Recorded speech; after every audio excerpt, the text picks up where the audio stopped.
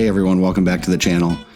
You know, if you're new to walleye fishing, or even if you're a walleye veteran, if you haven't been out there fishing consistently, it can be tough to know where to start, especially when fishing Lake Erie.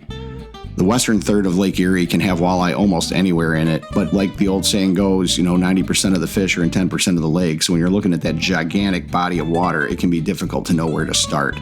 So in this video, I'm going to give you a 5-step process that you can use to locate and hopefully catch walleye and make that task a lot easier in the future. So stick around.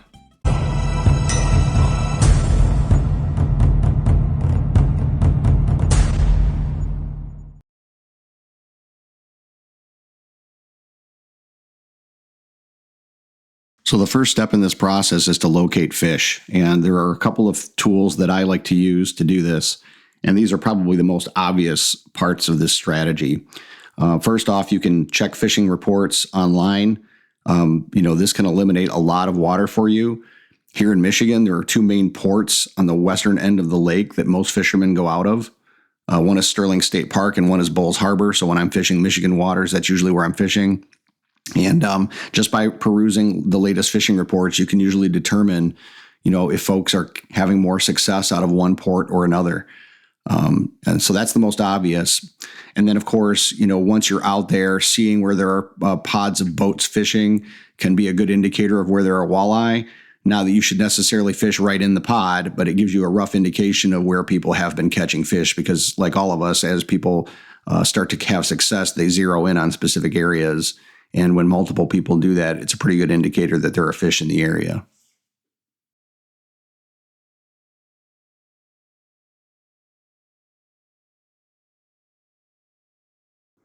So the second step here is to get fishing, and the best way to locate fish is by trolling. Trolling is probably the most successful method for catching walleye on Lake Erie, and it allows you to cover the most ground, and for obvious reasons, because of course you can cover more ground with trolling. You can cover multiple layers of the water column with trolling, and you can present different presentations with trolling at different speeds. So using a versatile trolling setup is critical. And in this shot here, we're using bandits run out on planer boards, inline planer boards, and then on my third line at the very back corner of the boat, I'm running a crawler harness off of a bottom bouncer, and so my setup kind of forms a little bit of a V with the lowest lines in the back of the boat and the highest lines out towards the front. And when I say highest, what you generally want to do is make a V pattern with your trolling, and that way when a fish hits, you are more than likely going to go over your other lines as the fish moves towards the back of the boat. Again, because you're running multiple lines, you're allowed, at least in Michigan waters, 3 lines per person. With a couple folks in the boat, you can run up to 6 lines, and you can just try different baits and hit different elevations of the water column and see what the fish prefer.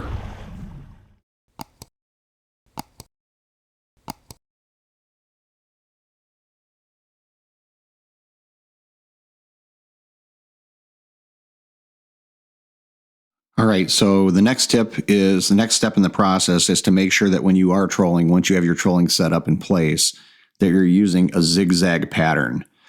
And you may ask, why use a zigzag pattern? That just means I got to pay more attention to my trolling. And that is true. But, and this is one of the reasons that I don't get in close to other boats. I prefer to fish just outside the pack when I am fishing near a pack, because the walleye are always moving anyway. So even when you're near a pack, the fish are always slowly, that pack is slowly drifting in one direction or another, following the bait. And by staying outside the pack, you can zigzag. And the reason that you use a zigzag pattern is because it allows you to change the speed of your lures without changing the speed of your boat. So rather than continuously throttling up and throttling down, or, if you're using your electric trolling motor, going up and down and just having to consistently pay attention to that, it allows you to test simultaneously what speeds are working better for you. Because when you zigzag, any lures on the inside of the turn are going to slow down, and any lures on the outside of the turn are going to speed up. And so by zigzagging, you can see if there's a pattern that develops where maybe every time you're getting a fish, it's on the outside of the turn, or maybe it's on the inside of the turn. If you're not seeing any consistent pattern, then, maybe you're going, the right speed anyway. But either way, zigzagging allows you to continuously test different speeds, all while not really changing what you're doing.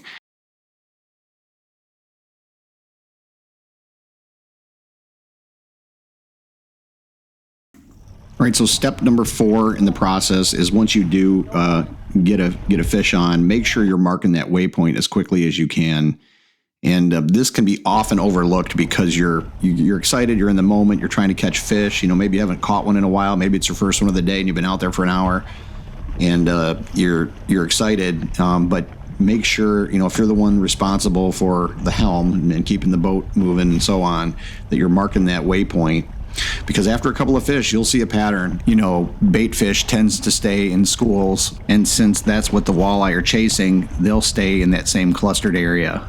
By marking these waypoints, not only are you kind of finding the epicenter, but you'll also see over time if that school of fish is starting to drift in one direction or another, chasing that bait. So just make sure you're marking your waypoints.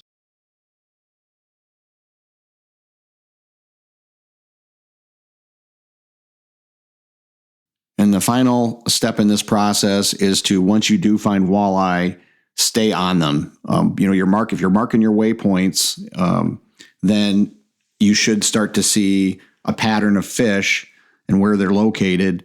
Once you hit that first fish, obviously keep going the way you're going. But if after a couple minutes you don't get another hit, at some point it may make sense to turn around and go back to where that waypoint was to see if there's more fish in the area.